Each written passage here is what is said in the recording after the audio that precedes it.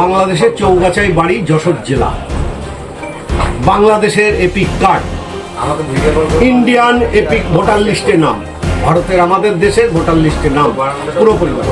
শহীদুল বিশ্বাস, তৃণমূলের সম্পদ। পাখির চোখ 2026।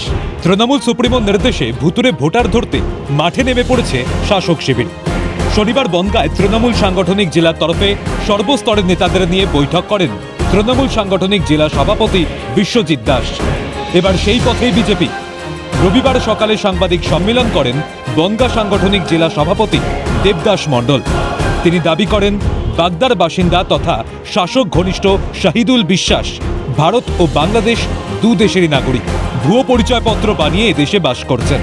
শুধু তাই নয়, ভুয়ো ভোটারের একটি তালিকা সর্বসমক্ষে এনে তিনি দাবি করেন তালিকার অধিকাংশই সংখ্যালঘু এবং এরাই গত উপনির্বাচনে প্রকৃত ভোটারদের ভোটদানে বাধা দিয়েছে।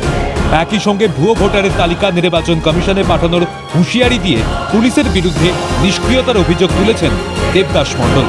আমি তো শুধু একটা পেজ দেখাচ্ছি, এ কতগুলো লোক, কারা কারা এর মধ্যে কয়েকটা বাদ দিয়ে, কয়েকটা হিন্দু নাম আছে বাদ দিয়ে, এ কারা এরা?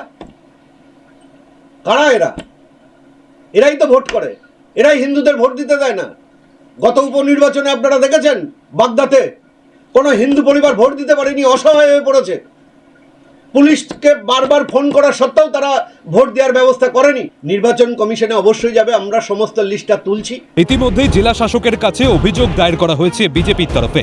অন্যদিকে শহীদুল বিশ্বাসের সঙ্গে ফোনে যোগাযোগ করা হলে অভিযোগ সম্পূর্ণ ভিত্তিহীন বলে দাবি করেন তার ছেলে সাদ্দাম বিশ্বাস। নাগরিক হতে গেলে যা যা প্রয়োজন সেই সমস্ত ডকুমেন্টস আমি সাবমিট করব, সেখানে উপযুক্ত স্থানে, যেখানে সেখানে না। এটা সম্পূর্ণ সাজানো একটা ভিত্তিহীন অভিযোগ। পাশাপাশি অভিযোগ খতিয়ে দেখার আশ্বাস দিয়ে তৃণমূলের ব্লক সভাপতি অঘোর চন্দ্র হালদার বলেন, সে যে দলেরই হোক না কেন, আইনের ঊর্ধ্বে কেউ নয়। ক্ষেত্রে যদি কোনো গাফিলতি হয়, নিশ্চয়ই ডিএম সাহেব, যেহেতু ডিএম সাহেবের কাছে অভিযোগ করেছেন, সেজন্য ডিএম সাহেব বিষয়টি দেখবেন। এটা নিয়ে তো কোনো কিছু বিষয় নয়, এটা তো আমাদের কোনো বিষয় নয়। আমাদের কর্মী মানেই যে আইনের ঊর্ধ্বে যাবেন তা নয়, কিন্তু আইন সকলের জন্য সমান। বাংলাদেশ নিয়ে অস্থিরতা বাড়তেই পুলিশের জালে ধরা পড়েছে একের পর এক বাংলাদেশি।